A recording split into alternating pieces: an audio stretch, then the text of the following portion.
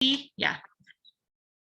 All right. Hi, everyone, and welcome to Utah Parents United first chapter leader training tonight. So tonight we are going to be talking about Utah Parents United and our purpose and the structure of chapter organizations. But first, I wanted to share this little video with you guys. It is very cheesy and ridiculous, but it was fun to put together, and it's going to be for the 1-year anniversary of Utah Parents United. And kind of give you an idea of kind of where we've been and where we've come from and what you guys get to look forward to as being part of Utah Parents United.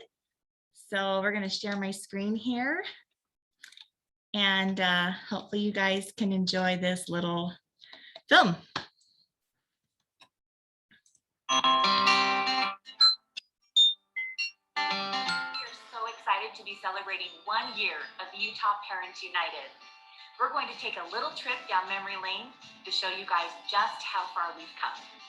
It all started in Davis School District, where we fought to keep our kids in school 5 days a week. This was our very first press conference. We had 3,000 Facebook members, and we launched our website, utahparentsunited.org. We gained the trust of those parents, and they helped us during the legislative session stop 2 sex ed bills and pass some anti-pornography bills. We formed a coalition called See My Smile with all of the amazing groups we worked with during the legislative session. Our goal was to help parents reclaim their parental rights and get their kids out of masks. That campaign was a big success. It spread across the entire state of Utah. We had parents in every school district going to their school boards and their school districts asking for them to restore their parental right to make health decisions for their children. School districts all over the state allowed parents to write the medical exemptions for their kids. We pinned a sticker on Cox. Seriously, I think that was the favorite thing I got to do all year long. We turned our attention to indoctrination in schools and helped the state recognize the problem with critical race theory being taught. Several resolutions and rules were put in place, and we are continuing to work on this effort in the next legislative session. During this time, our group grew to 16,000 members, and we traveled to southern Utah to meet with parents down there to help them get organized and get educated. We started our parenting classes. Those still happen once a month, so we can educate parents all across the state. Right before school started, Salt Lake County issued a mask mandate, and we rallied parents to stop it successfully. Most recently, we helped gather parents to the state capitol to push back against vaccine mandates from the federal level. Our goal is to continue to help parents support their families so they can better advocate for their children. No parent should be forced to decide between a vaccine or their job. Utah Parents United now has 21,000 parents. We've gotten to do lots of radio interviews, work with amazing organizations like Education for Every Child. We've been fortunate to speak at freedom rallies and events across the state, work with Corbin Allred on internet safety, and of course, our favorite thing, meeting with parents across the state and educating them on their parental rights. Utah Parents United is about the parents. Here's a few of our board members, and we want to thank you for being a part of Utah Parents United. So there you go, you guys. It's been a wild ride, an amazing year, and the crazy part is we're just getting started. We are going to be finalizing Utah Parents United chapters all across the state, so look for the launch date for a local chapter in your area. And behind us, you will see our new office space, headquarters of Utah Parents United for our 501c3 and our 501c4. And are you guys ready for this? Pretty soon, you are going to start to see our advertisements on our new billboard right off of the 215 and the I-15 in Davis County. Parents, this is all because of you. Together, we're doing some amazing things. And if you like what we've done this last year, then you're going to love what's coming next. All right, so hopefully you guys enjoyed that little little video there, and are excited. I am so excited about everything we have to look forward to, as our organization grows and as we formalize chapters across the state to help even more parents. Like Nicole said, this organization is all about the parents and empowering parents, and we couldn't be here without all of you parents who are willing to step up and do more to help advocate for your kids and lead out in your school districts. So I'm going to hop back on my screen and open our my PowerPoint presentation. I think oh, it's right here. Okay, and we'll get into the nitty gritty here.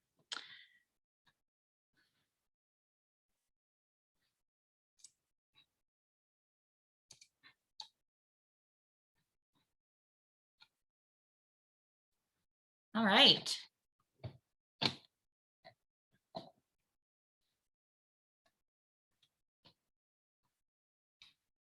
Okay, it's loading.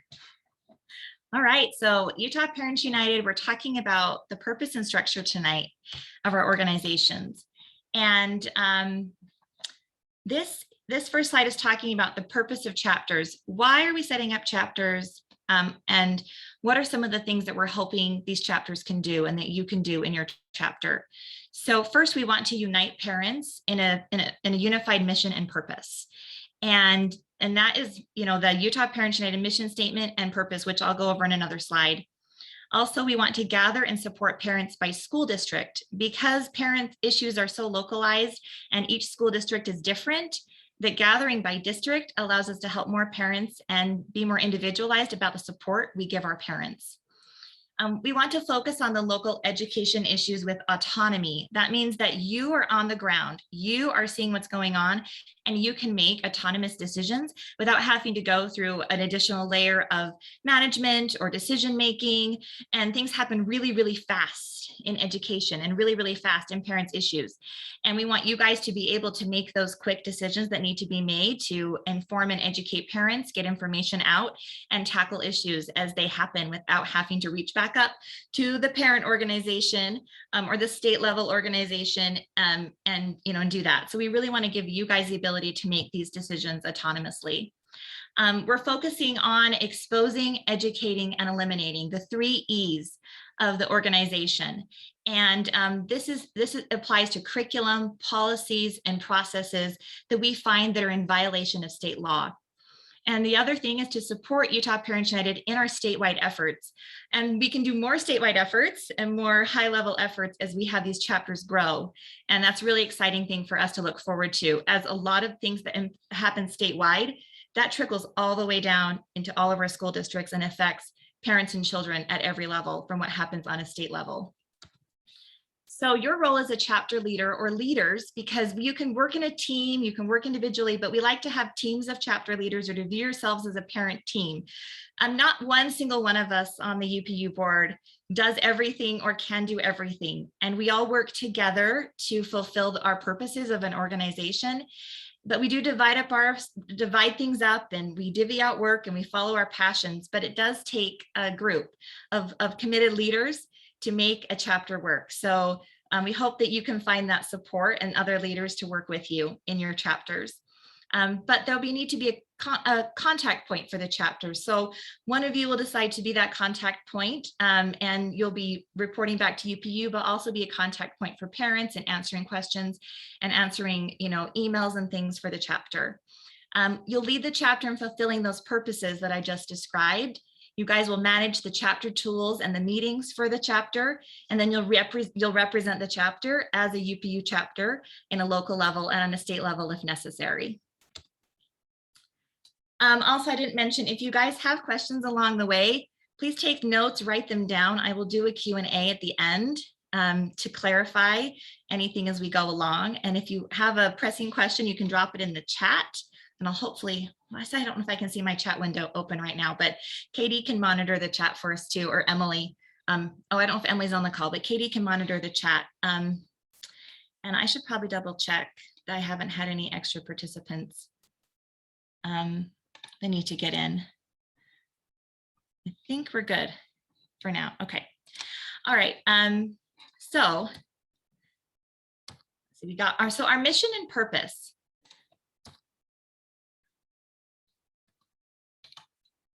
Get back to that slide.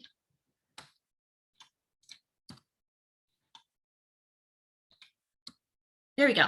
So the mission of Utah Parents United, we exist to educate and empower parents to advocate for their children. And this mission statement defines everything that we do in Utah Parents United. Whenever we look at an issue or a problem or a situation, we're always like, how does this go back to parents? How does this affect parents? And that we aren't doing this for parents, but how do we help parents do this for themselves? How do we help them learn to advocate, and how do we teach them and empower them to do the advocating for their children? And then our purpose is to protect our right to parent. The reason this is our purpose is because we are under attack.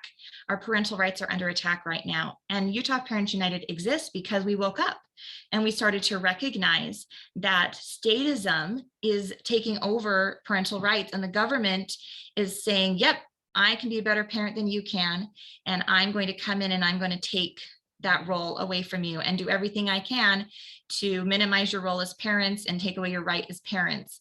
And so we recognize and need to step up and protect that our rights are God-given, and we have to be proactive in protecting those rights. And if we do not do that, they're going to continue to be taken away from us.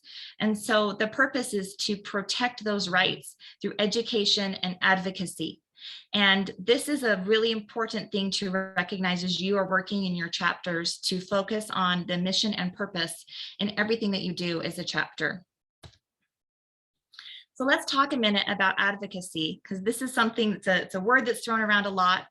And it's very important to our organization to recognize that we are advocates, not activists. So what is the difference? Why does it matter? Advocacy and activism, they're often used interchanged, but activism really is very distinctly different in terms that an advocate, well, let's talk about advocates first. An advocate is one who speaks on behalf of another person.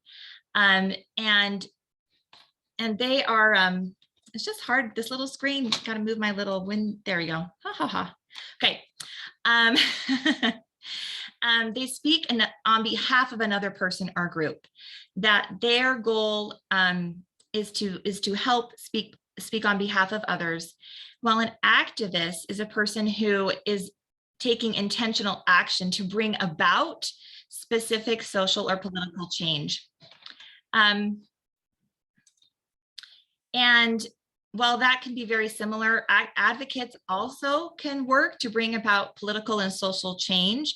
Advocates usually are involved on a level of legislation and advocacy and education.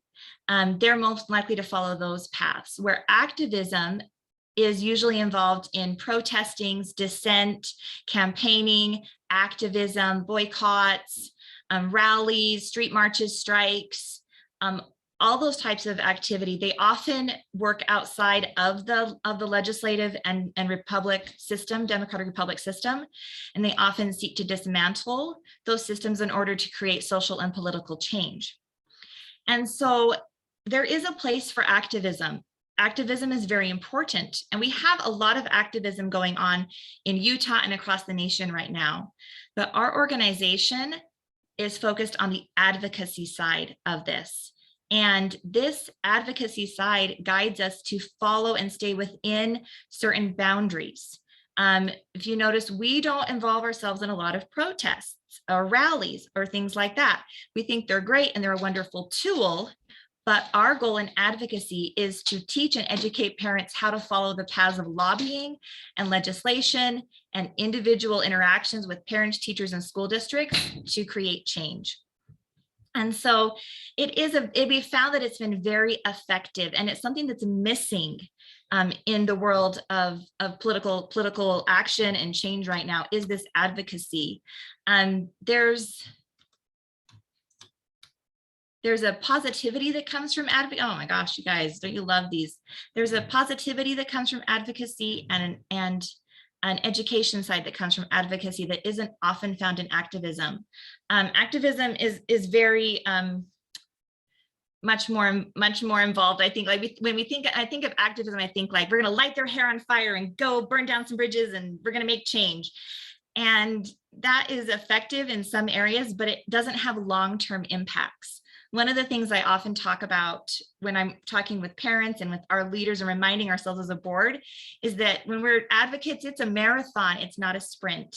And we're in a long game and willing to see it through to the end, to see those end results for our kids and for the education system and what we're trying to impact. Advocacy is also, I feel, more personal because you're advocating for your child. That is where I started. I did this for my kids. I got involved because I wanted to see change for them, and that mattered to me. And that puts a level of personal influence in my advocacy that I want that for other kids too. And I care about other kids. And so I'm willing to be patient. I'm willing to be smart. I'm willing to take my time to build relationships and to follow this advocate path, because I believe in the long run that I'm going to have better results for my own children. I also want to preserve the relationships with their teachers and their principals and their school districts through this advocacy path. And we have been very successful in being able to do that across the state of Utah. Utah Parents United has earned the trust of legislators and school board representatives across the state. And when they're up, we've heard some people up on Capitol Hill. We have a lot of friends that work up on the Hill, and they'll text us and they'll be like, everybody's talking about Utah Parents United up here. And they're talking about the influence you have. And they're talking about how smart you are, how controlled and controlled you are, and respectful you are. And they're talking about how you have great influence because you guys have done this right. So that is one of the things I really encourage you as chapter leaders to recognize, is the word advocacy and what that means, and to focus on that in everything that you do. Another thing about our advocacy is it's nonpartisan. And what I mean by nonpartisan is we don't get involved in controversy or political sides or political figures or controversial topics. So, for example, we don't take on Trump versus Biden, right? We don't take on on some of these really hot button political issues in terms of politics. Also, we're very careful. We are conservative in nature. Our organization is conservative in nature because conservatives are the ones who are saying government's too big. We want control. We don't want government to tell us what to do. But some of our issues can cross party lines. Independents, liberals, conservatives, libertarians can all come together on parent issues. It's called the golden issue because it really can cross parent lines. So if we start aligning ourselves politically one way or another with certain political parties, or we speak poorly against other political parties or other political figures of other political parties, then we start to pigeonhole ourselves into one political party or one place. And then we do not have that broad reach that we have right now. We consider ourselves a very moderate organization in terms that we don't take on politics. And we've been very careful about our own Utah politics. We will call out the governor on certain actions, but we never speak negatively about the governor or use memes or use derogatory language about any political candidates or political parties in the state of Utah or nationally. And that's very important because every parent falls somewhere in the spectrum, and our goal is not to alienate a single parent from our organization. So nonpartisan is very important. Now, that doesn't mean we're not political in terms of candidates, and we are going to form a PAC. So we will have a PAC, and we will endorse candidates that support parental rights. So again, this is an issue. If you take it back to parental rights, you can take politics out of any issue if you take it back to parental rights. And if you focus on that parental rights issue, we can endorse candidates, we can support school board elections, we can form a PAC, we can do all of those things because we center on not what party is this candidate a part of, but does this candidate support parental rights? And so that is where we focus our political, if we're political at all, that is where that is focused. Organic. So when I mean organic, that means that it comes from the parents. That's another reason we've been really successful, is that we've taken on the issues as they've come that have mattered to parents and that resonate with parents. And oftentimes there's something that I really get fired up about, or someone in our board gets really fired up about, and we're like, we got to do something about this. And then we're like, we're not hearing that from parents. Parents aren't coming to us and asking us to tackle that issue. That would be something an activist does. They get angry, they get upset, and they go take something on. An advocate is listening to their base, listening to the parents, listening to their children, to the people they're advocating for, and then they're taking on that issue that matters to that parent. And so when you are trying to decide, what are you focusing on in your chapter? What are you doing? Then you focus on what the parents are bringing you. Those are the issues we focus on. So we try to be very organic in what the issues we take on. We're focused on parental rights. If you can't tie an issue back to parental rights, it's a no-go. And, it's a very broad topic. So we've been able to tie pretty much everything back to parental rights that, is important to our parents. We've been immunizations and vaccine health and choice. And you could say that's not a parent issue, but you can tie it back to parent issues. But you have to make it clear why that's a parent issue, and you need to tie it back to parent issues, and then you can stay focused. But we've had a lot of people bring things to us that they want us to take on, or issues they want us to deal with. And we're like, that is not a parent issue. Sorry, we're not going to take that one on. And so we stay focused on parental rights. Effective advocacy comes with calls to action and action behind it. And when we put out information, our goal is not to light people's hair on fire or get them angry and upset, so they go storming around their house all frustrated, and then they're like, what do I do? And then we're done. We lit a fuse, we lit a match, and then it burnt out. Effective advocacy comes with an action. It comes with something that parent can then do. And we really try hard to tie issues to action steps. And that's something we'll show you guys a little bit more about. But that is what makes our advocacy effective. Is taking that emotion. Something that we've learned in some of our trainings that we've attended, some bigger, larger training, is that the thing that really gets people involved, to take notice and get involved, is moral outrage, right? That moral outrage. I can't believe they're doing that. Why are they doing that to my child? But what that ends, moral outrage, they get mad, and then it ends. And a successful organization or a successful chapter is a group that can take that moral outrage and then can transition that outrage into action. And that is what we do at Utah Parents United. Is we have these issues that come to us and we're like, I can't believe this is happening to my child, and this is happening in my school. And then we channel that moral outrage into positive action and change. So that's why the next word is positive.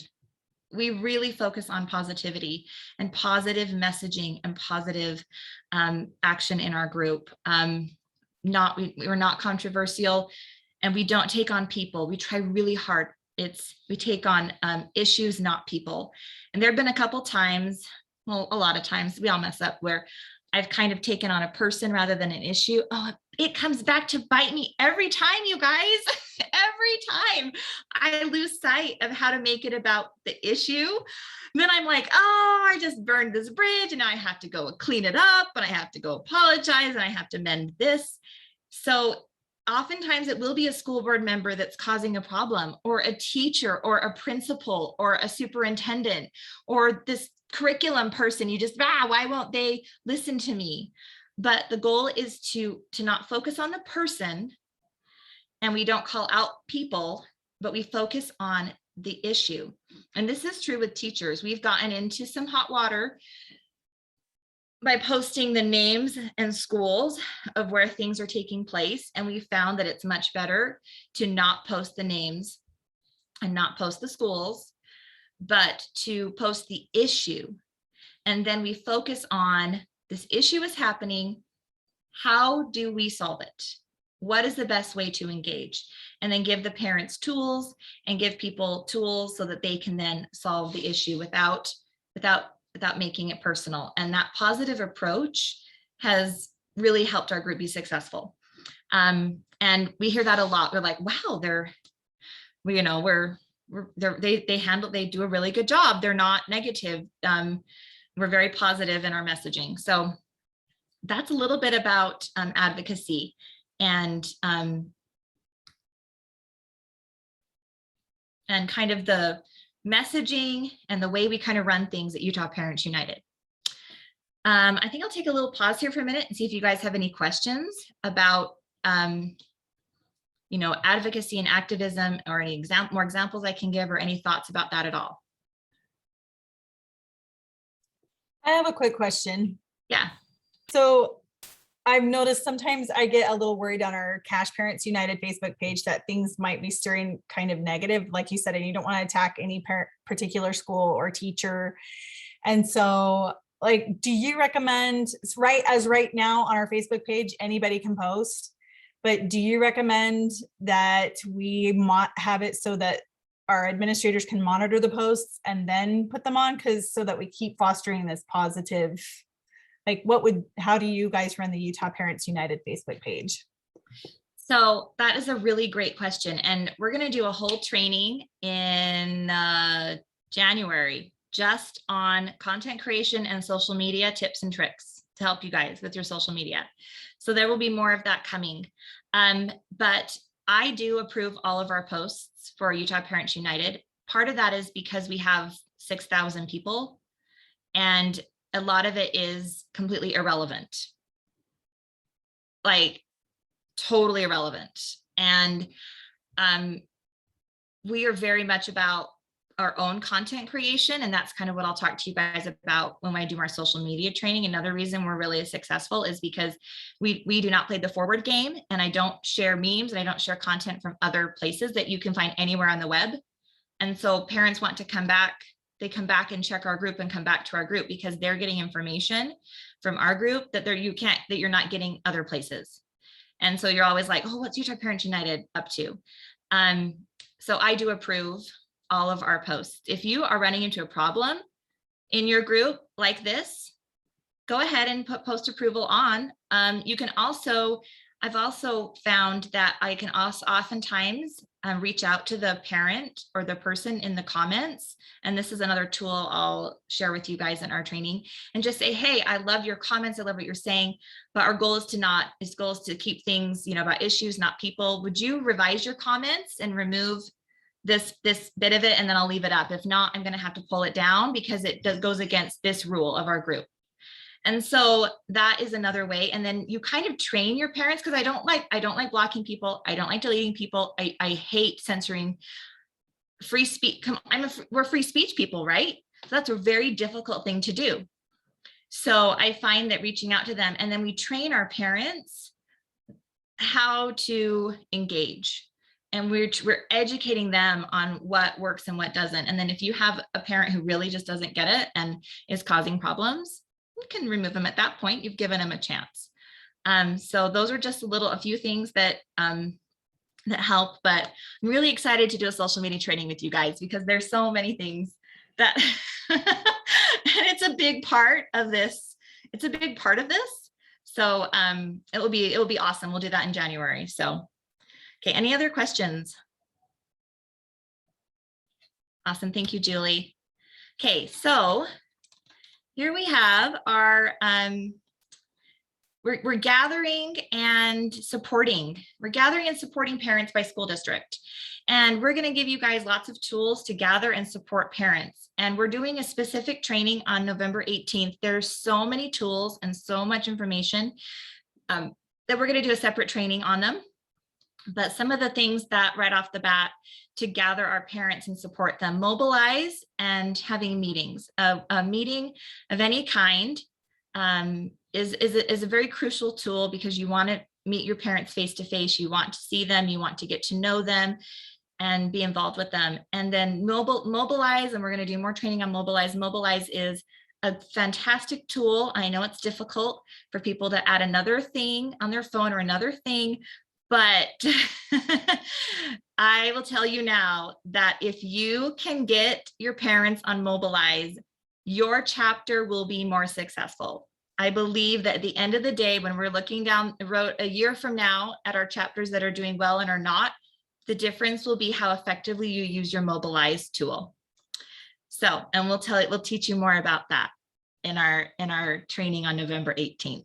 And we'll tell you why we picked Mobilize, because the Democrats use it, you guys. Of course, we're taking their tool and we're going to use it again. Yeah, right. Yeah, we're hijacking their tool and we're going to use it, and we're going to use it better than they do. All right. Of course, we're going to help you guys with web pages, email, text, social media, having events. We'll talk about some of the events that we can help you guys organize in your districts. And then canvassing is a new area. We have not done a lot of canvassing in Utah Parents United, and we're going to have some training from some door-to-door salesmen and some people who are going to come in and train you guys on how to help your parents learn how to canvass. This is going to be very important during elections and also with hot topic issues in your school district. You're going to want to have a team of parents that know how to go door to door, know how to canvass, know how to flyer. This is going to be a big thing that our chapters need to know how to do. It's also what the Democrats do really well that we suck at. So we're going to do that training coming. I think that one will be in February. Okay, next slide.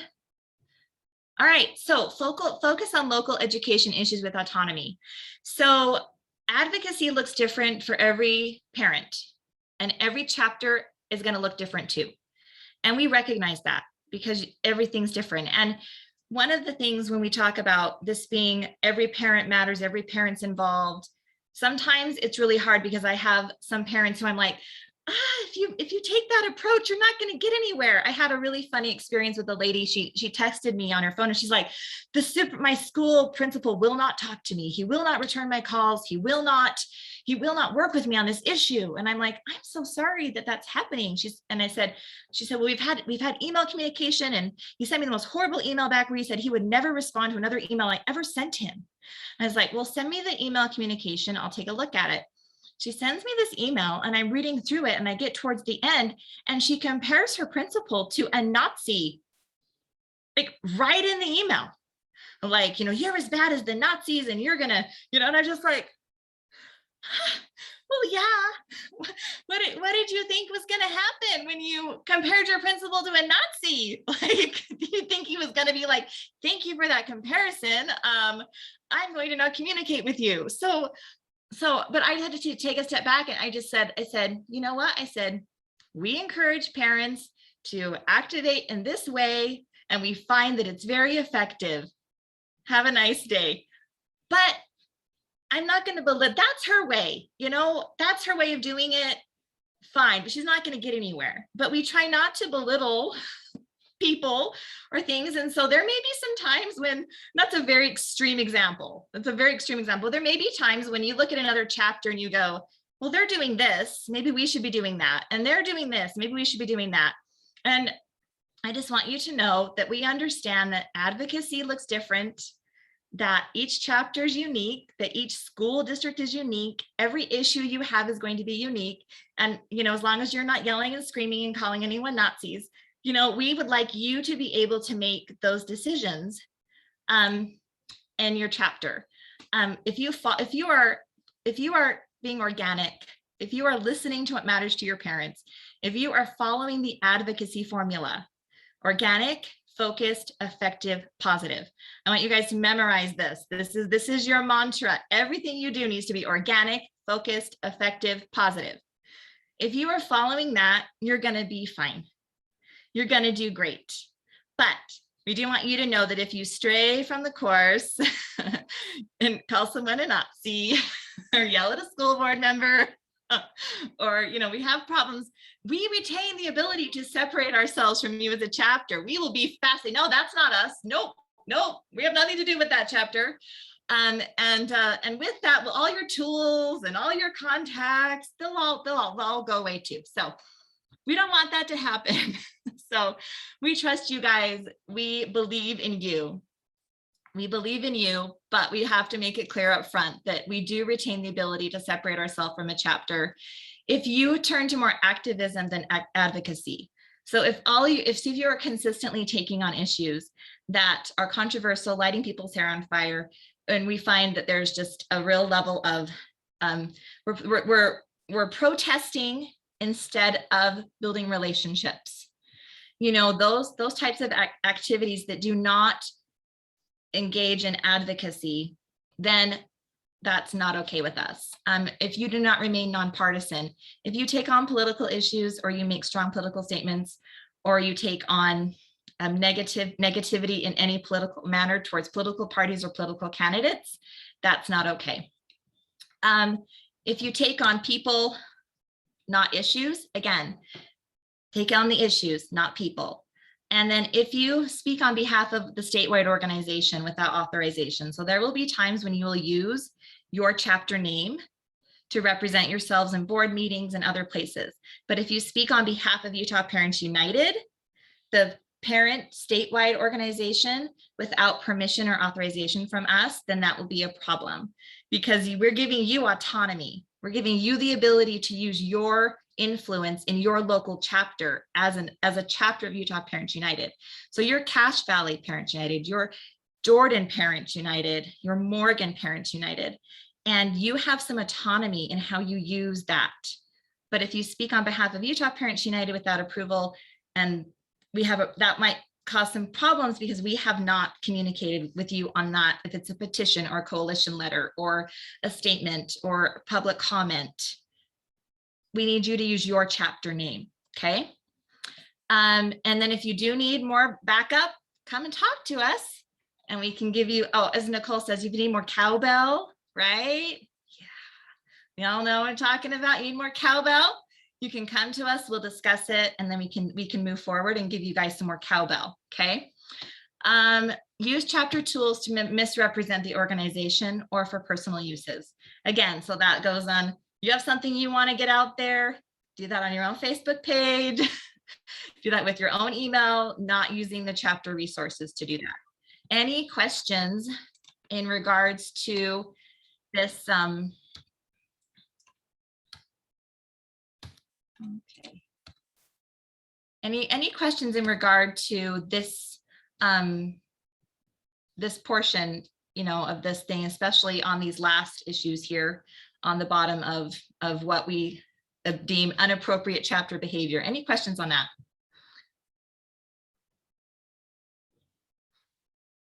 All right, you guys are doing great. Okay, so we're gonna talk a little bit about structure. And I want to share something really fantastic that came from Lisa Logan. Our Canyons group has done some amazing thing, and Lisa Logan is just so naturally good at this. And she's organized their chapter around the 3 E's. And I loved it so much. I wanted to share it with all of you and help you guys kind of have a clear vision of how we get things done and how we do things moving forward. And the 3 E's are expose, educate, and eliminate. And what we are exposing, educating, and eliminating is curriculum, policies, and processes that violate state law and undermine our rights to parent.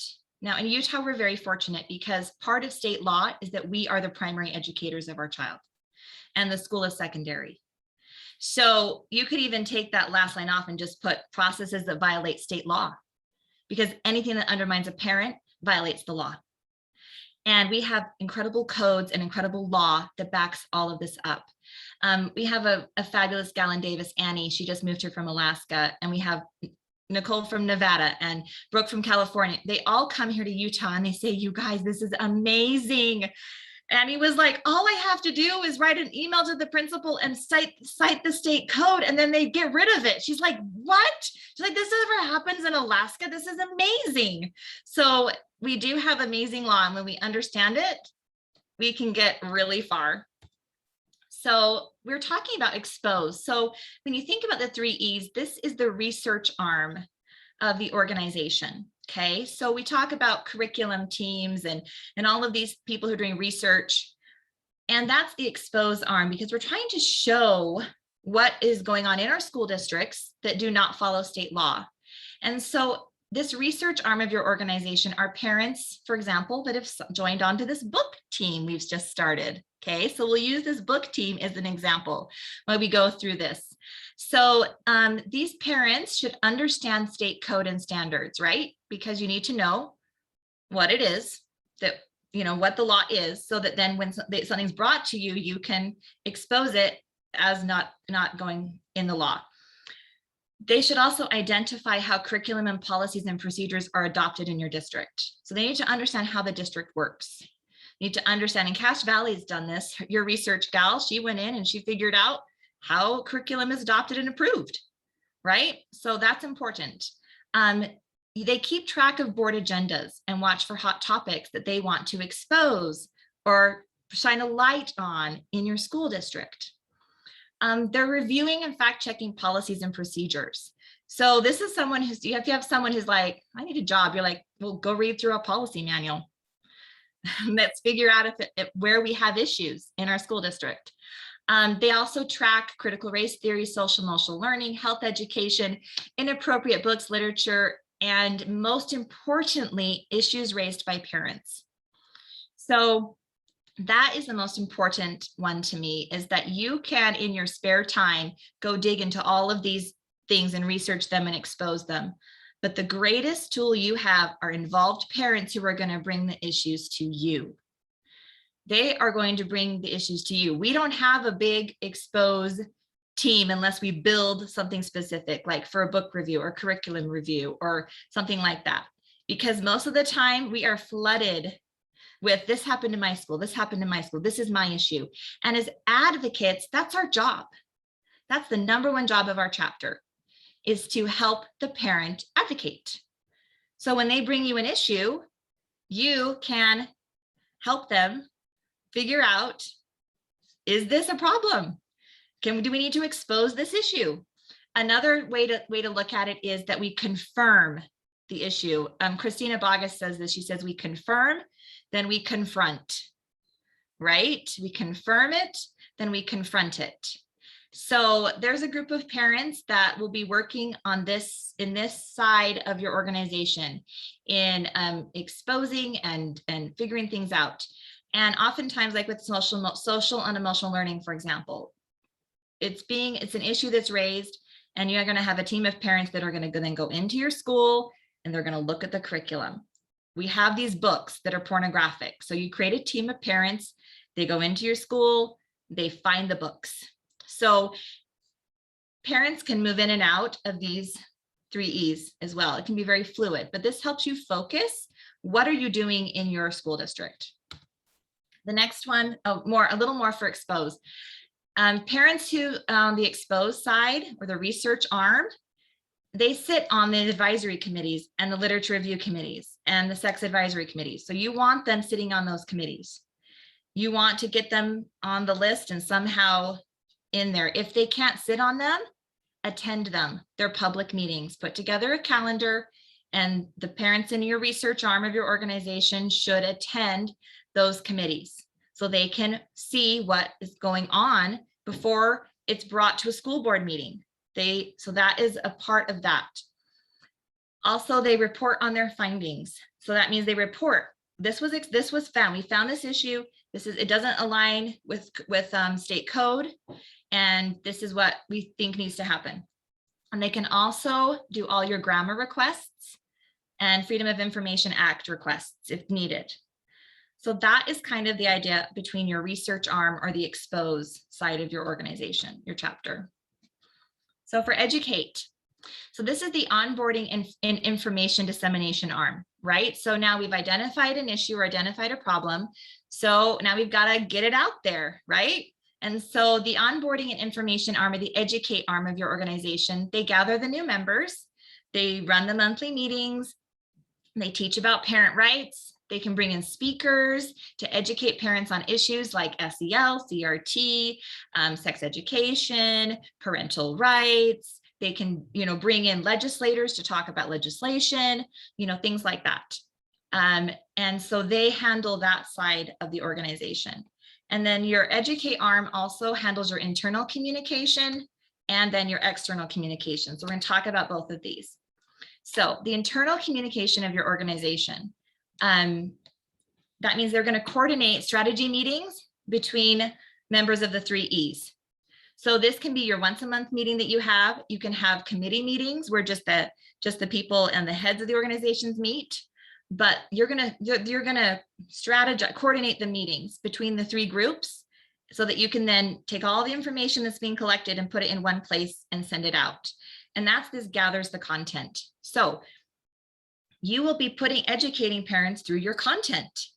We create a lot of content at Utah Parents United and a lot of information that goes out to parents. And where do we get that information from?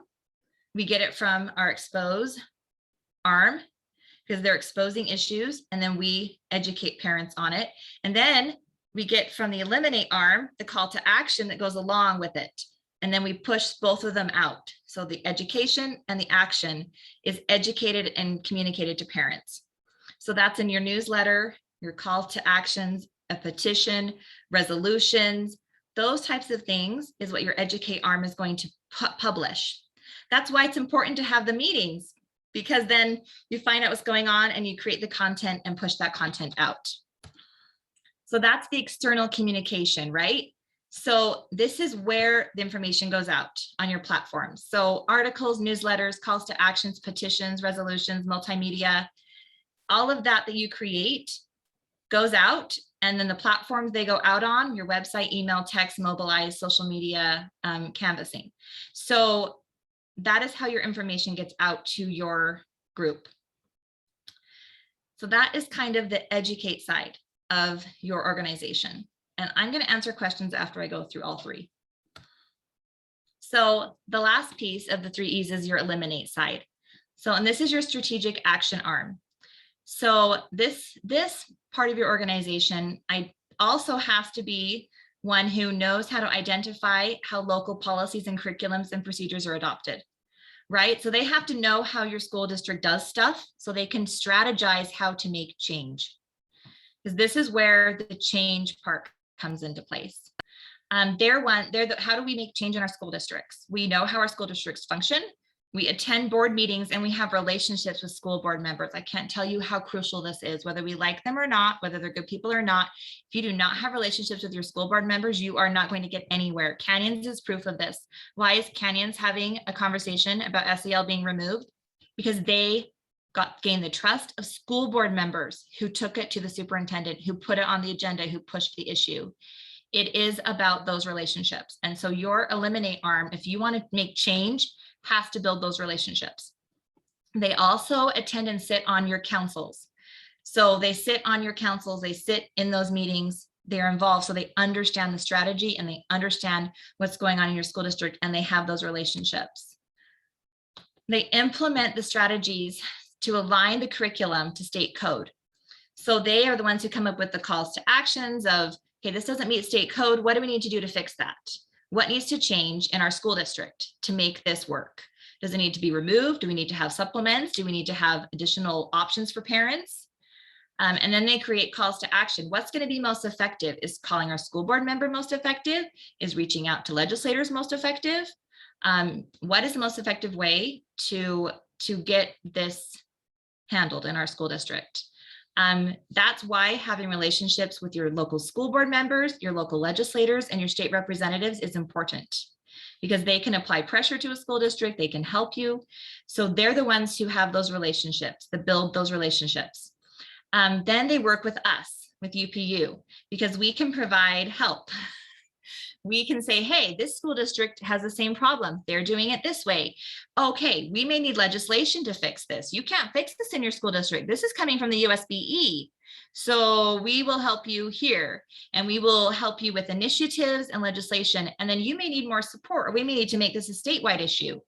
And so that's where you coordinate with us to get the support you need to strategize. And then the number one way to eliminate a problem, school board elections. Most of it comes back to our superintendents and our school board members. And so tracking the voting records of your school board members, start now. Start tracking their voting records, because you will want to have ammunition when it comes to elections. And if you just start this right now, they vote no, this issue affects parents, they don't support it. This issue affects parents, they don't support it. Candidates that do support parental rights, track that too and build relationships with them. And then identify new candidates, and we'll work with, and that's where you do elections. So we think the 3 E's kind of encompass pretty much everything we do in a chapter in terms of problem solving and fixing and creating change through advocacy channels, right? We're talking about legal, legislative, relationship building channels to create change.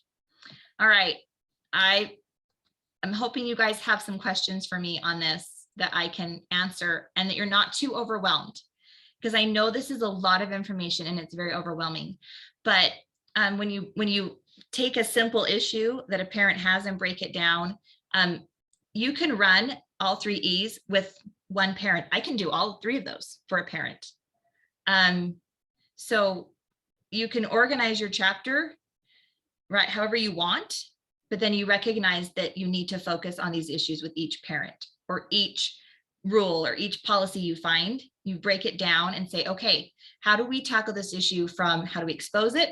How do we educate people about it? How do we eliminate it? And then as your organization gets bigger, right, then you can start creating teams. You can know where to put people. What's your passion? What do you really like to do? I really like to research. Okay, then we want you over here on this side where when we have an issue, you help us research it. And, you know, you have another parent who's like, well, I'm really good at building relationships. All right, you're going to go build relationships with your school board members. And someone's like, I can help with events. I can show up to things. Great, you're on our educate side. And so you can start putting people where they fit, but you don't have to have 25, 30 people. For now, if just your board, like of 3 or 4 people, make sure there's one of you that fits and can help in each of these areas, then that's a really good start. And here's some examples of that. So some examples of how you can fit teams into the structure. So you can create a research team, a curriculum review team, and a school board team. And then you would help them understand that they really focus on this expose or research side. And then you call on that team when you need help with those issues. The school board team is probably your most flexible team. It will be in multiple spots. Okay, if you are talking about educate, this is your public relations, community outreach, marketing and graphics, social media, events, and fundraising. That all falls under educate. They're the ones getting the content out, bringing the people in, educating parents, working with parents. I'm on the educate side. That is primarily what I do. And I can kind of give you an examples of how our board works in terms of the 3 E's. And then eliminate. You have a strategy team, a legal team, your school board team, right? A legislative team and an elections team. Or a person that does all of that. We say teams because the idea is to grow, but right now we have a legislative person, right? And that's what they do. And they give us all the strategy and all the help, that one person. We love these people. So for example, in Utah Parents United, so I really sit on the educate side, okay? So I handle public relations, community outreach. KD works with me. And we do marketing, graphics, social media, events. We run campaigns. We suck at fundraising. Let me just tell you, we're horrible at it. We need, if you know anybody who wants to just fundraise full time for us, we need that desperately. But we handle those things. But I cannot create, I don't know what's going on. And so I look over to Brooke. Brooke is our, oh my gosh, this girl researches stuff like crazy. And she just put together this book team, right? And she is researching, and Lisa is our SEL advisor, and Carrie is our CRT advisor. So I look to Carrie and Lisa and Brooke, and I say, what are the issues? What's going on? And what information do I need? Like, oh, and then Lisa's like, okay, this is SEL. And they created this amazing research document, right? 25 pages of research. And so they brought it to me, and then I said, will you get it out there? And so then we got it out there. We got it on our page. And then on the eliminate side, that's where we have Emily Daly. She is our legislative coordinator and director. And we have our elections team that we're building right now. And we also have our USBE coordinator that goes to the USBE meetings and things like that. So that's on that eliminate side, is I have those people. So I reach out to Emily and I'm like, we need a bill made. And she's working right now to create a bill with legislators to fix open meeting laws. So in our own organization, that's kind of how it works. And then sometimes I will work on strategy with all of them, because I'm like, okay, we got to eliminate this. We got to fix this problem, like masking. With See My Smile, we had to expose what the problems were. We researched it. We figured out what the issue was, and then we educated parents, and then we eliminated the problem. Right? I wish it were that simple. Okay. So do you guys have any questions about the 3 E's?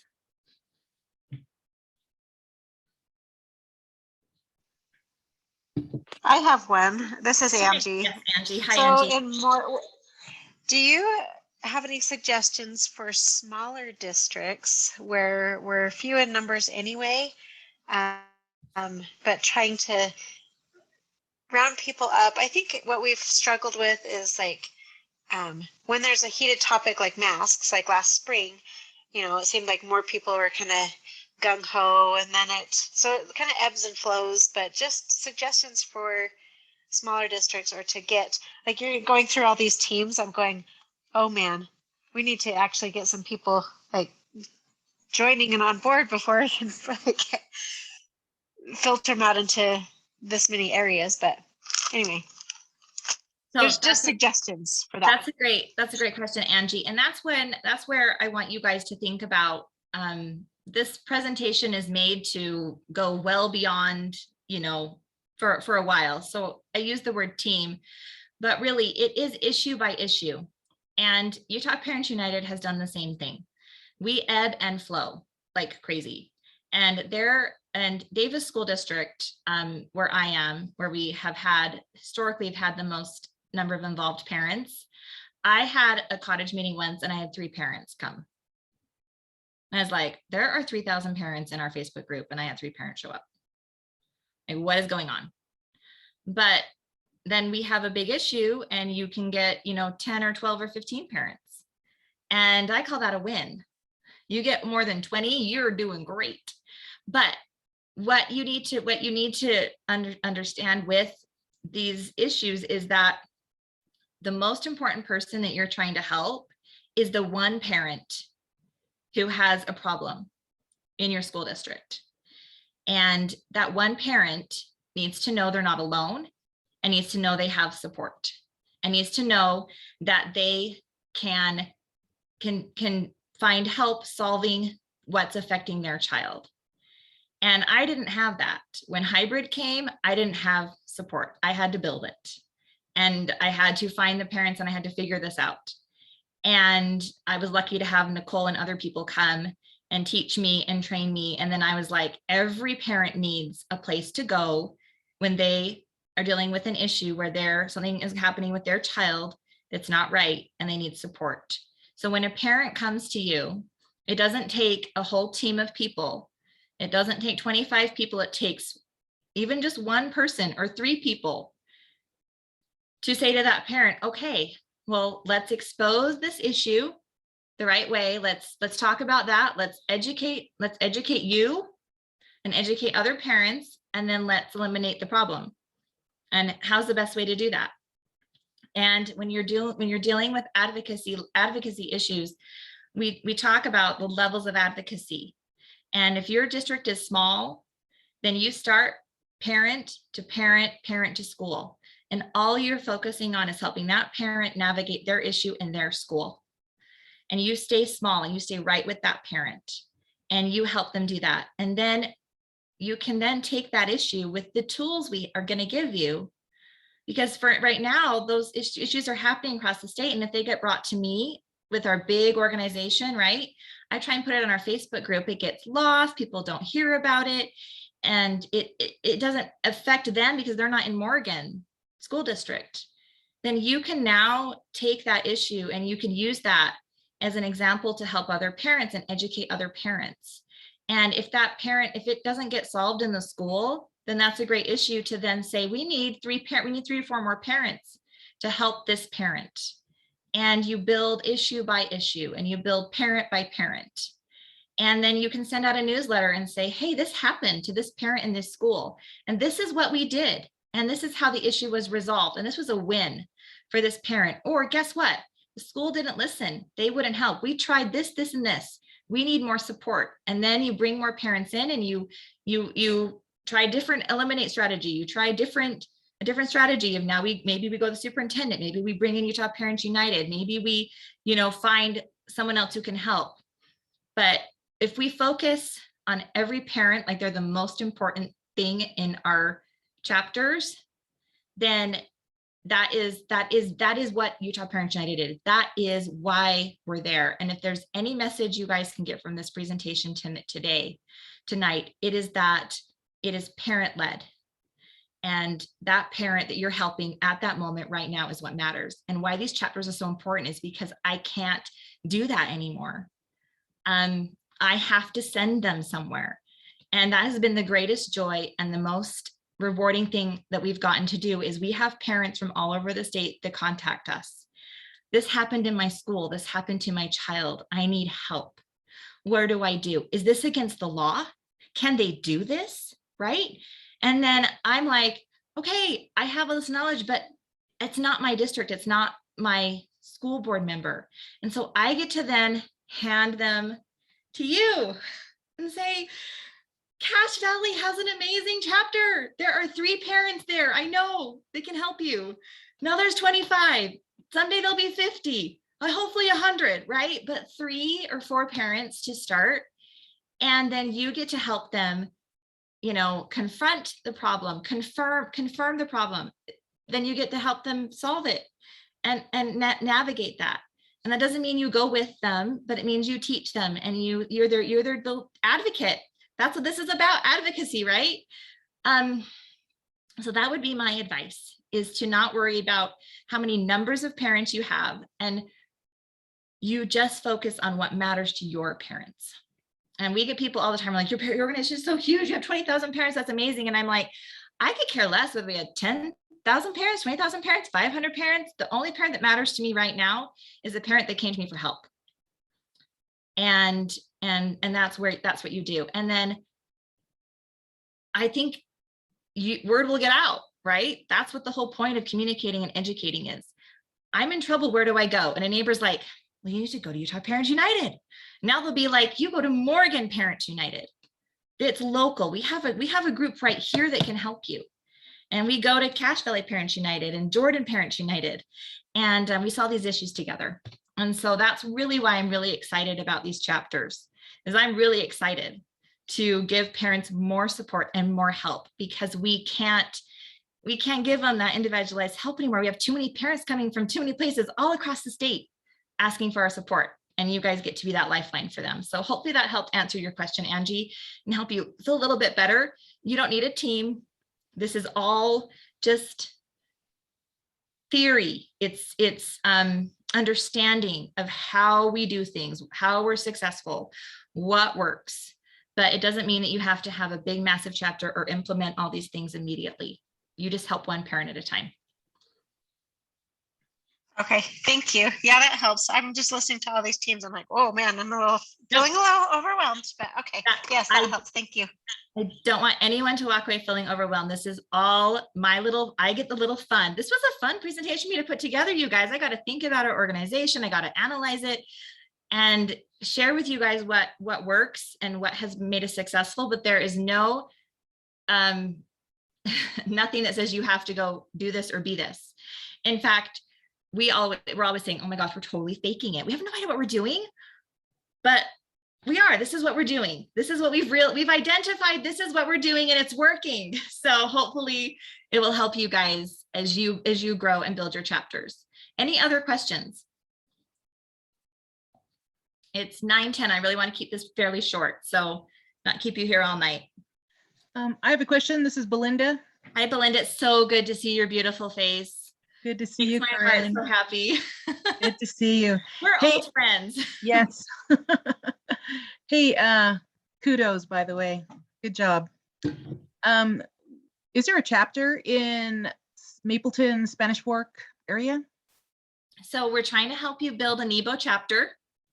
There is no NEBO chapter? So this is where every school district has a group, because we made you guys immobilize and we helped you to help parents find each other and things. But formalizing a chapter is about identifying a few people who are willing to kind of take on this leadership role of just being the contact and being the parent helper in the chapter. You could even call yourself a parent coach. Esther's one of our parent coaches. That's kind of what she does, is she helps us, you know, help parents. And she'll be a resource for you guys too. If you have a parent who has an issue, and you can reach out and say, I need parent coach help, right? So the idea is just to start with a few of you that can be that point of contact, that can run a meeting once a month, that can manage some tools and resources to help your chapter, and then be there to help parents and support parents. So we And don't have anybody right now for that, Nebo? Carrie Bartholomew is running some of your tools, and she's really great. I love Carrie. She can't be here tonight because she has COVID. And so she is the point of contact for Nebo. And so I would have you and Carrie get together, and the two of you can start working to figure out how to start branching out and finding people. How do you have parents know about you, that you exist? So that's why we're going to give you guys tools. All right. So all right. These are the tools, because we recognize that right now they come to us, the big Utah Parents United chapter, right, for help. And we want to be able to start saying, you have a local chapter. And so we want to give you guys tools so you can advertise that you exist in your local area to local parents. And we can funnel people to you. Instead of us answering all the questions and having all the people, we're going to funnel them to your chapters. So that's our idea. But we can't funnel people to chapters unless we have confidence that they'll get help and they'll be supported in that chapter. So once we have leaders who are willing to say, yes, I will be that parent who will support and help grow my chapter, then we'll funnel them to you. And we'll give each chapter their own website. And then when on the main Utah Parents United site, you'll have a thing that says, click on the chapter, and it will take them to your website where they can send you an email. Instead of emailing me, they'll email you with their question or their concerns. You will get a text service. So anyone who signs up with the big chapter of Utah Parents United, and all of you guys right now, every chapter in the state has members that have signed up with us for text service and emails, but they get them from the main chapter, Utah Parents United. And so now what we'll do is we will start sending out an email from your chapter. So then they can recognize, oh my goodness, I have a local chapter in Nebo, and we'll say they need help, go find them, and having a meeting once a month. Then they can come and meet you and get involved. So a meeting once a month is the way you gather your parents, and having events. And we'll talk about that. That was earlier on the slide, gathering your parents. The way you gather your parents will be through meetings and events, and from us funneling them to you. So we're like the main, I know, like advertising hub, and then we send the contacts out to you guys. Can I say something really quick about that? Yes, Katie. So just to let you know, so we have like we have 18 plus contacts in our database, and they're all grouped by school district. So in Nebo, we have over 600 people in our contact list. So there's 600 parents who just want to know what to do and don't know what to do, and want to find each other. So there's parents out there. They just need to know where to go and who to talk to. So yeah, and then also we can talk about as you guys kind of get settled up, we'll talk about canvassing and cold calling, and we're going to do a separate training in February on growing your group, and it will all be about canvassing, cold calling, things like that, to reach out to people who've already signed up for us. So it's not like they'll be surprised because they signed up with us, but you'll get to reach out to them and say, hey, did you know we are here locally and we meet here and we are dealing with this issue in our school district right now and we need your help. That's the other thing when we talk about it being organic. When Nebo, if you don't know what issues are happening in your school district, then it's going to be difficult to help parents. So that's the expose part. That's why as you're building a chapter, the expose part's very important, because you're going to share with parents why they should get involved in Nebo School District. I think a lot of parents might have their like, we're fine in Nebo, and you're going, nuh-uh, because I went to a school, I go to every school board meeting and we got problems. And this parent contacted me, this was taught in a school. And have you seen Nebo's transgender bathroom policy? It's a nightmare, right? But you can send out a newsletter every month that says, did you know this is happening in Nebo School District? Come meet, have a meeting here. We're going to be talking about this. This matters to parents. What matters to you? What's going on in your child's school? And so you expose those things that encourage, that help parents realize, wow, right, that moral outrage, right? This is happening in my school district. I need help. And then you're there to support and help them. We don't want to manufacture outrage to grow our groups. I don't think we need to. I think there's enough crap going on in our schools that when parents realize it's happening, they're going to want to get involved. So we're just helping them see it and then bringing them into the fold. So, Thanks, Corinne. So how old is Utah Parents United, and yeah, how old are they? So we've only been doing this for a year. So I know you came in a little late. So I did a little video at the beginning that showed kind of where we've been over the last year, but we've only been organized for 1 year. Okay. And so the fact, I didn't think we'd be building chapters. When we started this organization, we're like, well, about 5 years from now, we'll start building chapters. And here we are. And you got people, you're coming to us because you want chapters. You want Is there anything equivalent to you for the parents right now? I don't think there is in Utah, because there's other groups that do activism and freedom stuff, but we're the only group that's focusing on advocacy, as far as I can see.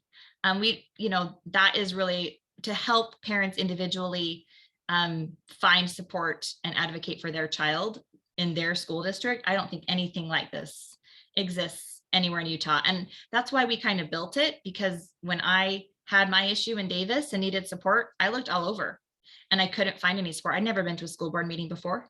I didn't know who my school board reps were. I was not involved in education at all. I'm not a PTA mom because my politics, I wouldn't join them.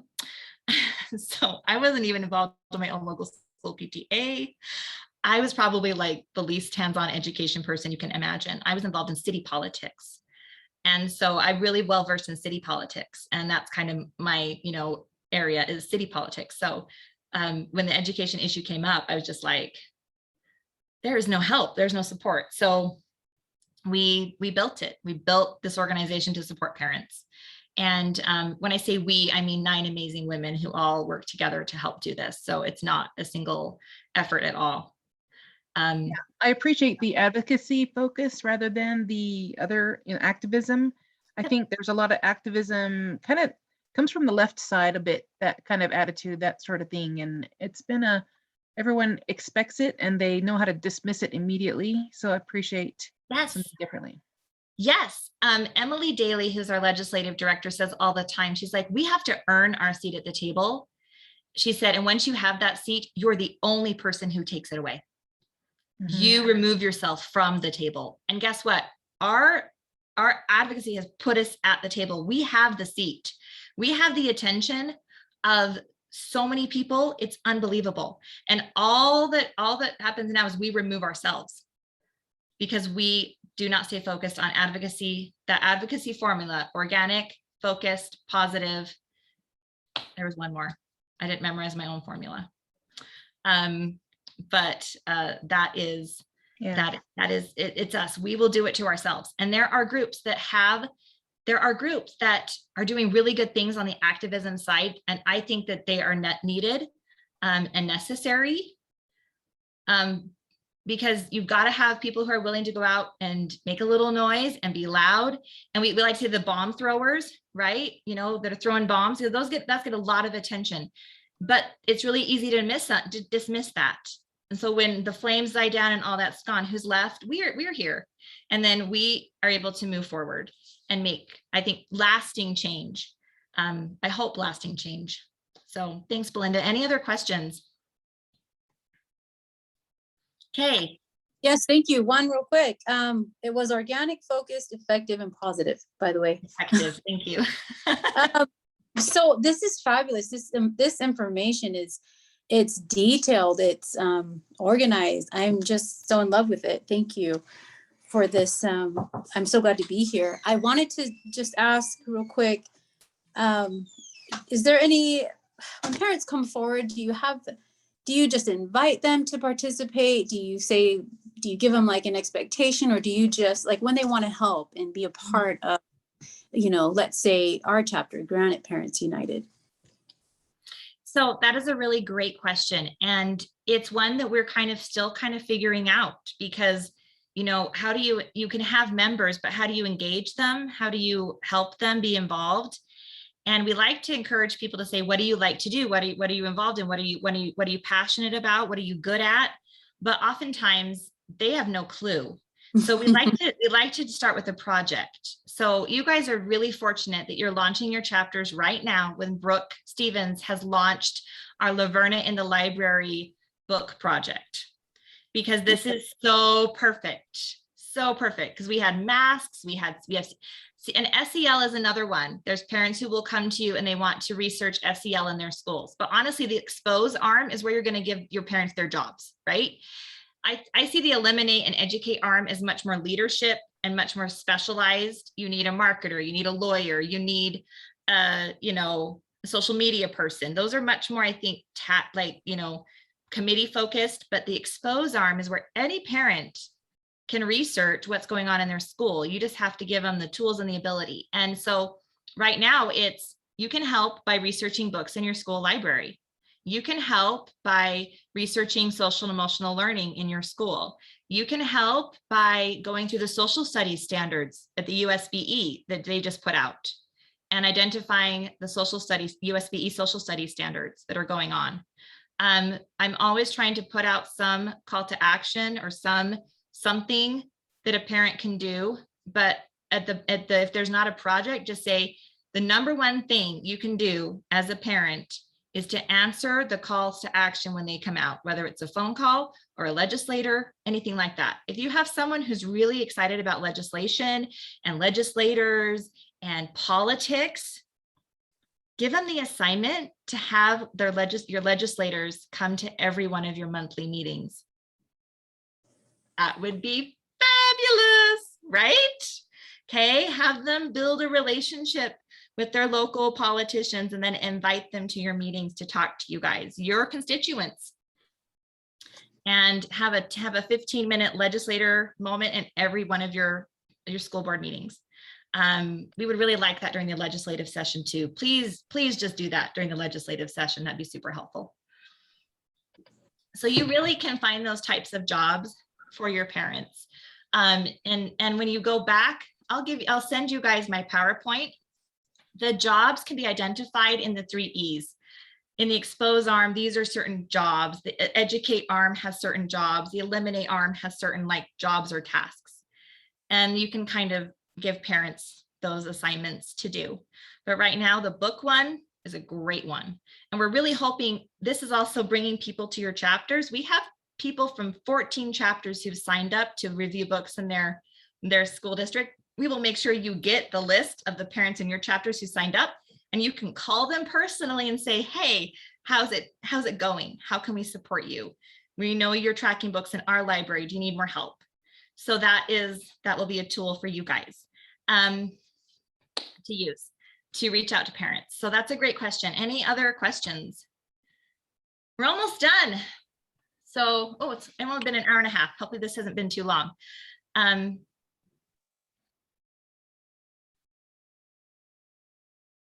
Okay, so this slide is support UPU. This is the other part of your goal or your mission as a chapter leader. Share our content. So another thing that you guys is really great about chapters, you're creating your own individual groups. We are heavily shadow banned. It is horrible. Our Instagram is not quite as bad, but we used to have a reach of 75,000 to 80,000 a month on Facebook. We're down to 25,000. And that's not because we aren't sharing great content. It's not because we're not doing great things. It's literally, it's censorship. This is why Mobilize is going to be so big for your groups, you guys. but sharing our content into your own mobilized groups and your own personal Facebooks or whatever social media platform you choose. You can also choose Telegram. I hate Telegram. I'm not a Telegram fan. If that's, and I don't like GroupMe either. I think GroupMe limits your growth. For those of you, I know Angie's like, oh, dang it, that's my chapter. And I don't know if anyone's on Telegram, but please share the content. We try and create content that's specific to parents, that gives them information and educate them and gives them calls to action. And it's a great way to share content that they may not see in our Facebook. If you think, oh, they're going to see that in the main group, they're not, because we're so heavily censored. We do our calls to actions, our petitions, our surveys. We get a lot of flack from some other groups that says the only reason we put out petitions and surveys is to data mine. That is not true. We have some wonderful advisors that work with Utah Parents United who will always and forever remain nameless. And they give us really, really great advice.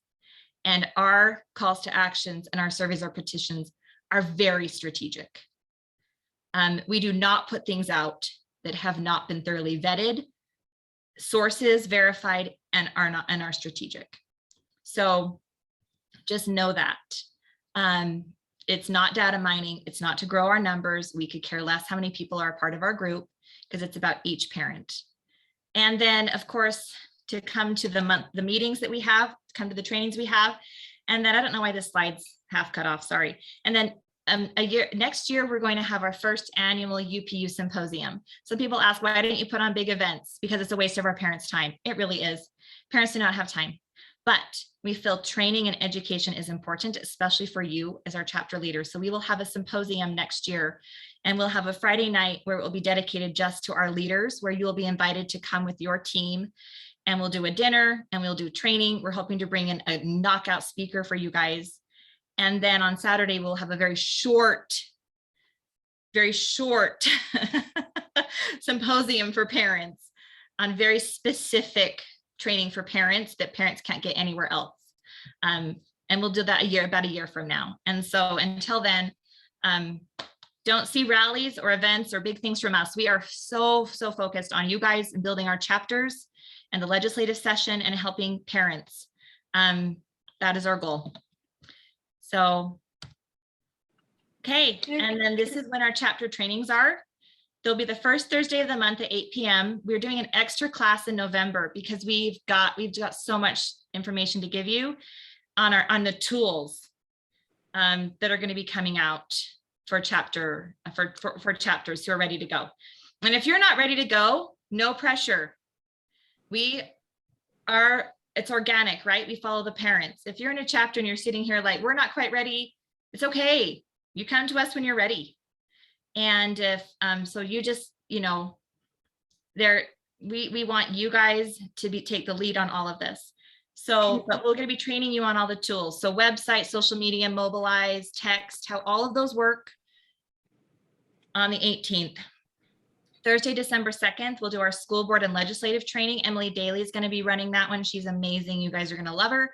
We're going to talk about building relationships with school boards, building relationships with the legislature, and preparing you guys for this legislative session coming up. On Wednesday, note there is a date change. I'm out of town on the 6th, so I moved this one a day early. So this one will be Wednesday, January 5th. And I'm going to be doing content creation and social media tips for you guys. And then in Thursday, February 3rd in February, we're going to have Protect Utah Values come in and do a training on growing your group, how to organically grow your group through canvassing and contacting. So those are the first ones. And then from there, we will kind of gear our trainings towards what you guys want and need and see. But those are the first ones we have set up. So please get those on your calendar. I see a raised hand, Esther. Right? You raised your hand? Question. Yeah, I just wanted to comment back when you were saying, just reach out and we'll help you and we'll help answer questions for as you're getting your chapter set up. I just want to ask for everyone's patience because where our board is only 9 people. And so we have like one person doing 5 of those things that you saw on Corinne's list. And we also have jobs and kids and families too. And so it's, please be patient. We really, really want to do these trainings. We really want to help you help your parents in your areas. It just sometimes we don't even respond to each other's texts or emails until the next day because we just get so overwhelmed and busy. So that's all I'm asking is just patience. Thank you, Esther. Thank you. I do appreciate that. And also, there's no better way to learn than figuring out how to solve the problem on your own, right? Like you guys, you are the experts of your chapters. And so you got to become those experts so you can answer your parents' questions. And we know you'll get stuck, but this is a good way for you to become those experts in your chapters. Lynn, you had a question. Yeah, I'm sorry. And I came into this,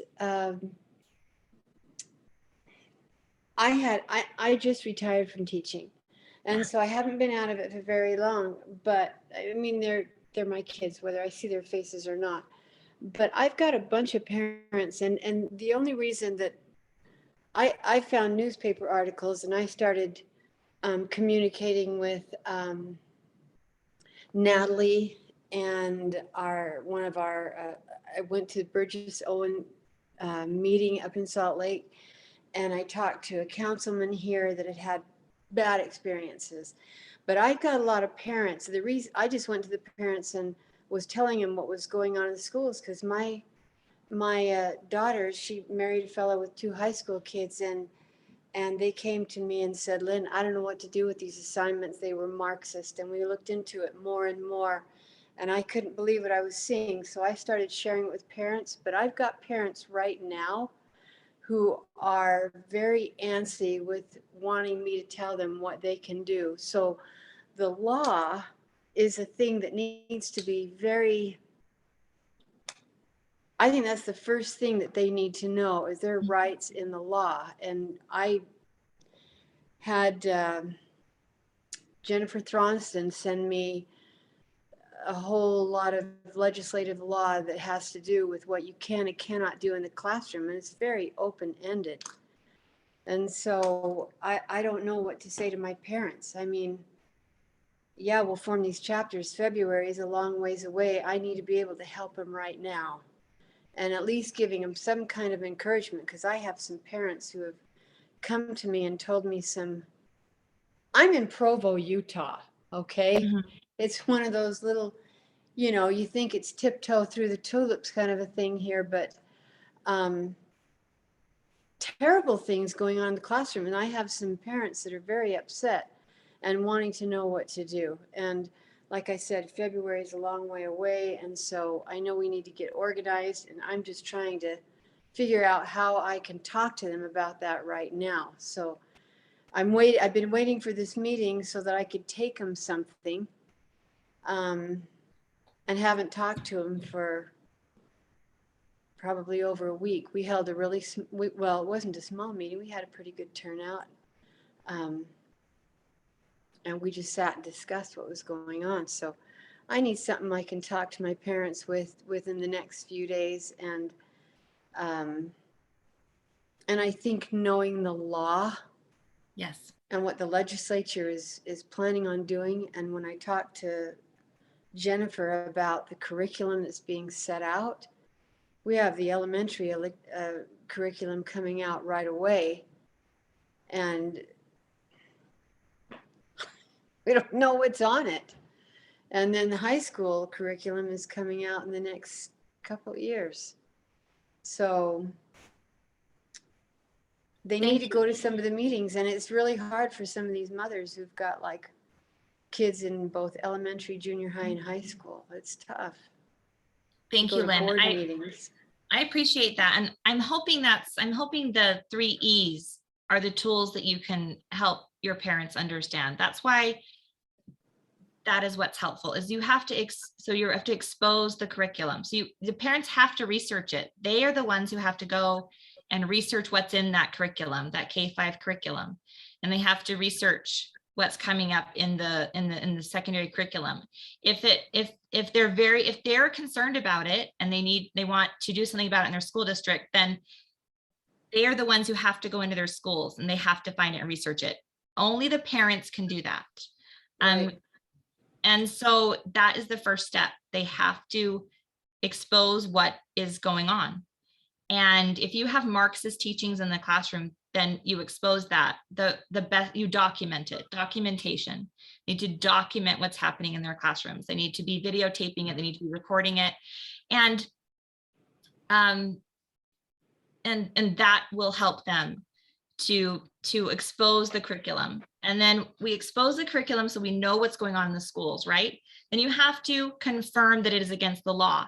So you're correct. They have to know the state law and the state codes.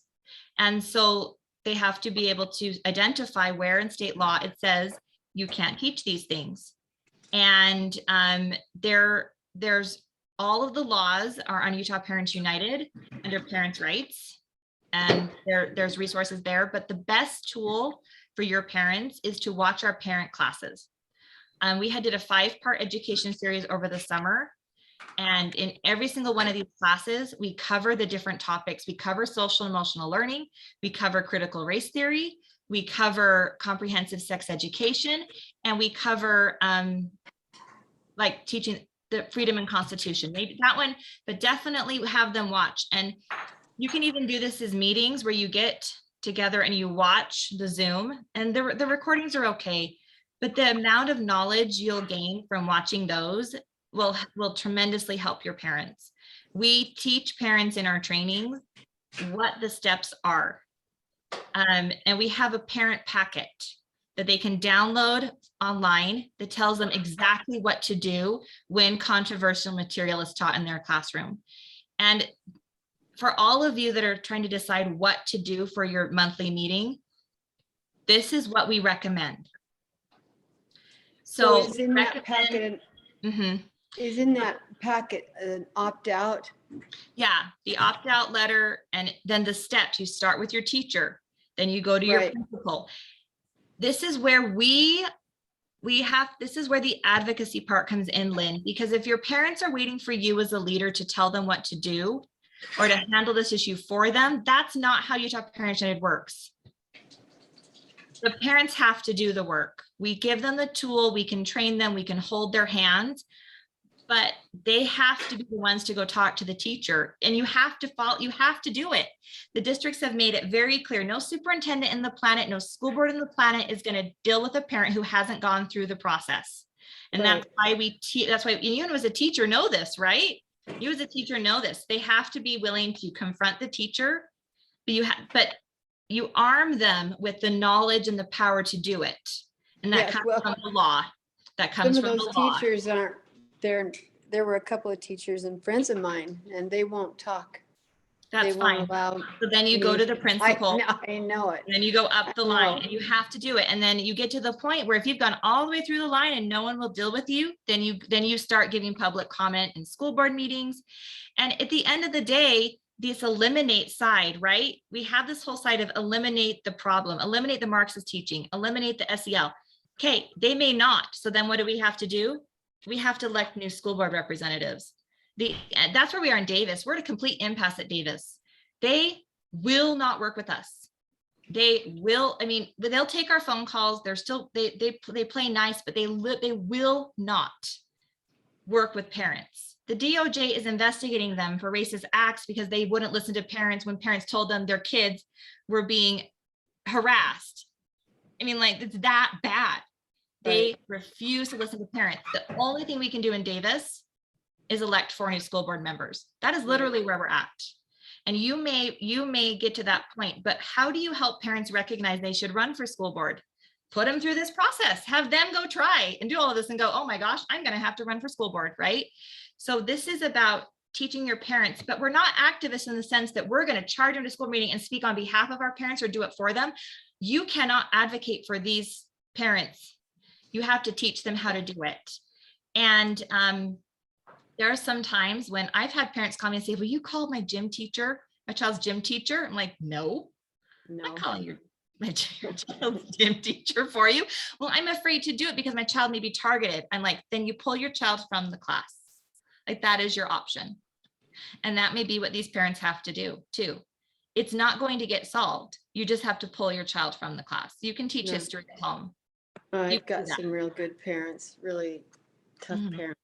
So hopefully no, that's good. helpful. But the parent classes, oh, that is such a great resource. They're all online. All the links are online. And then we do them once a month. But the CRT one is so good. The SEL one is so good. It will help your parents learn what they can do, as well as how to identify the problems in your school districts.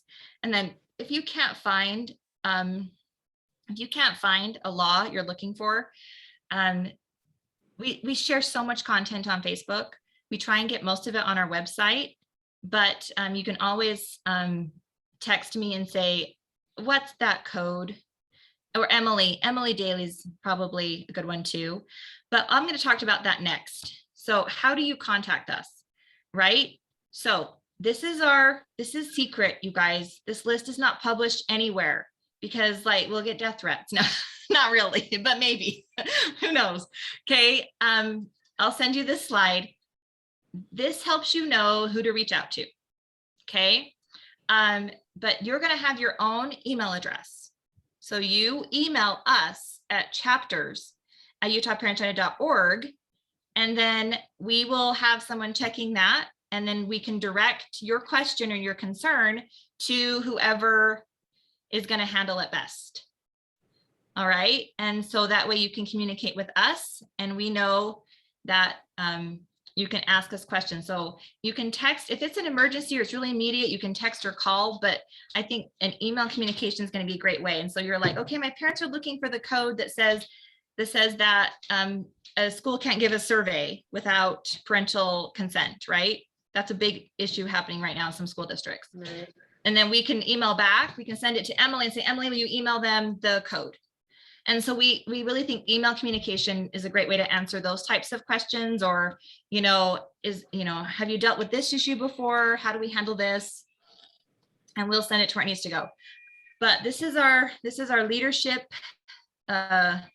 directory here to help you guys out, to communicate and contact us. So I'll send you guys this, I'll email you guys this slide as well. So it is getting late, but that is my last slide. So I'm happy to answer any questions. If you need to go, feel free to go, because I think I've gotten through pretty much everything I wanted to get through, to save, answer any more questions you guys have.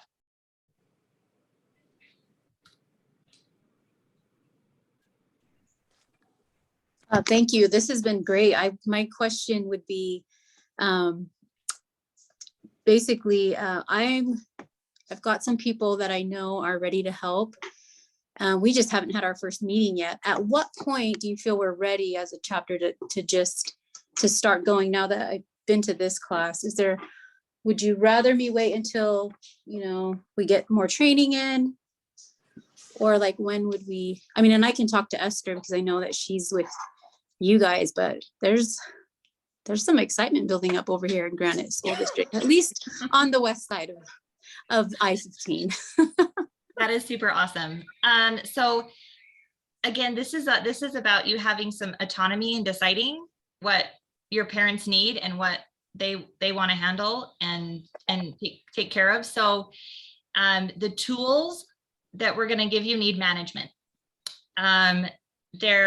And so you have to have people who can manage tools, but the tools could come as you go. But if your group wants to meet, have a meeting and meet and do a training, do a parents' rights class. That would be my recommendation for your first meeting, is print off or have the QR code there for the digital download for the parent packet, and walk them through their parent packets and teach them about parental rights and teach them the process. If something controversial is taught in your school, this is where you go.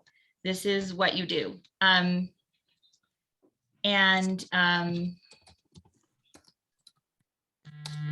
I'm going to take you guys to it so you can see it. But I think that is a phenomenal first parent class. And Nicole, they just had their first meeting in Jordan. So maybe she has some recommendations for your Please. first meeting. Yeah. But I would say that if you have parents who want to meet and start dealing with issues, that's exactly what you should be doing. You should be meeting. The tools and all this can come later. Attending school board meetings and having a monthly meeting is where you start, because you can't address local issues if you don't know what your school district is doing. Mm. You can't educate parents on local issues if you don't know what your school district is doing. So you need to be attending school board meetings. In fact, that would be my number one prerequisite. If you aren't attending school board meetings, you're not ready to launch a chapter, hands down. You need to be consistently have a team, a group of people who are consistently attending school board meetings and tracking and knowing what's going on in your school district before you can launch a chapter, and have Mobilize and someone who's in Mobilize. That would be those would be my prerequisites, I think. Okay, that's good to know. Yeah, because this is about your chapter, educating your parents in your chapter. And the workshop meetings in my school district are the best ones. The board meetings, the business meetings can be boring and laborious because they vote on stuff. The workshop meetings, that is where you need to be as parents. And this is why Emily's going to do this training next month on school boards and meetings. She's going to train you guys on how to go to school board meetings, what to look for, hot topics. We have a whole little training on it, because that is where you start. And then what you learn in the school board meeting becomes the content for your first newsletter. And every newsletter, and this is we'll talk about in our tools, we'll talk about, you'll have a format you have to follow for your newsletters. You'll have a format, like there's guidelines we're going to give you guys, and that will help you also know what to do. You're going to need a volunteer to write your monthly newsletter. Woohoo! Okay. So those are more tools, but this is where I think it's under parent resources. Where's the parent packet, Katie? Is it under parents' rights? See, we have all this on our website, and sometimes we can't even find it all. There it is. Download your parent packet. Okay, this is a first great class because the parent packet, and I have a Facebook video where I literally walk you through the parent packet. So just go into the group, and you search in the group and just search parent packet. But this takes you through, this is where parents start, because this is how they get educated. They can read all this stuff going on. There's the opt-out letter. How do you report an incident that's happening in your school? This is amazing. Here's the opt-out letter for parents. Here's a cool card you can give to your student. They can hold up in class. If a teacher teaches something that they shouldn't be, they can hold the card in class. This is the law right here. Okay. So when you need to team your parents on the law is right there. And this is how you report what's going on in your schools. And these are all the parent rights. So if you just honestly walk parents through this packet, here is all the information on sex education. Here's all the information on social emotional learning. Here is how to donate to us. Yay! And get involved. Okay, so this is a really great place to start with your parents, is with the parent packet. And then take some time and explore the website. But the parent classes, they're so great. And we do them once a month. That's another resource for you guys, is you can gather your chapter together at someone's house once a month, or if you have a library or someplace where you can just stream a Zoom and just say, hey, we're watching the parent class tonight. They're every second Monday of the month. So the next one is next Monday, November 8th, and it's a parent panel. And we have parents that are coming and talking about the different ways they've chosen to educate their children. And so that is a really great thing to advertise. You can advertise it in your Facebook and your Mobilize. You can send out a text message alert once a month to all your parents to say, hey, it's the parent class tonight. Come join us at this location. We're all going to watch it together. You can have popcorn. You can watch the parent class together, and then you guys can talk about it and discuss it. But that is a fantastic way to gather parents in your chapter. It's also a great one they can invite a friend to. Hey, I'm going to this parent class tonight where we're learning about homeschool and other educational options. Want to come? So those are a really great tool to gather your chapter.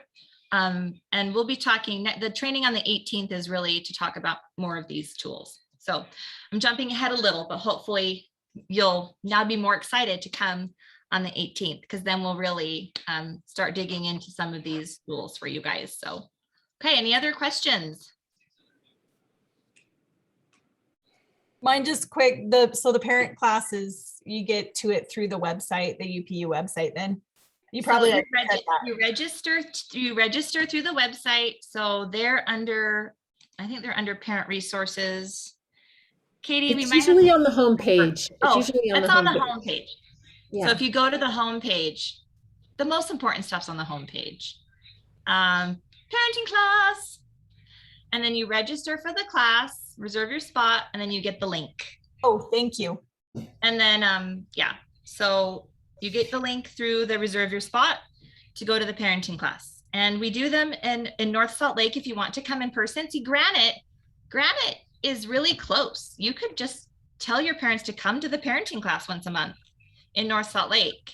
And you know, you've experienced that. So we have a new office, and they're going to be at our new office in North Salt Lake. So it's a great location. So Jordan could also come in person if they want, or just gather with your chapter and watch the parent class. You can also watch the class, find parts you like, and then show those at your next chapter meeting to like start discussions or talk about topics. Christina Bogus's class from last month, every parent should watch that class. It was mind-blowing. It was so good. I mean, it was so good. So yeah, she talks about Supreme Court rulings and law and students, and oh my gosh, it was amazing. So they're good. They're good resources. Okay, any other questions? All right, well, thank you, ladies, for being here tonight and for being willing to get more involved and helping parents in your area advocate for their kids, because that's what this is all about. So until 2 weeks from now on November 18th, we'll see you again, and good luck. Reach out if you have any questions or concerns, and we'll be just continuing to do what we do, helping parents. Thank you. You have a good night, everybody. Thank you. Figure out how to stop my recording.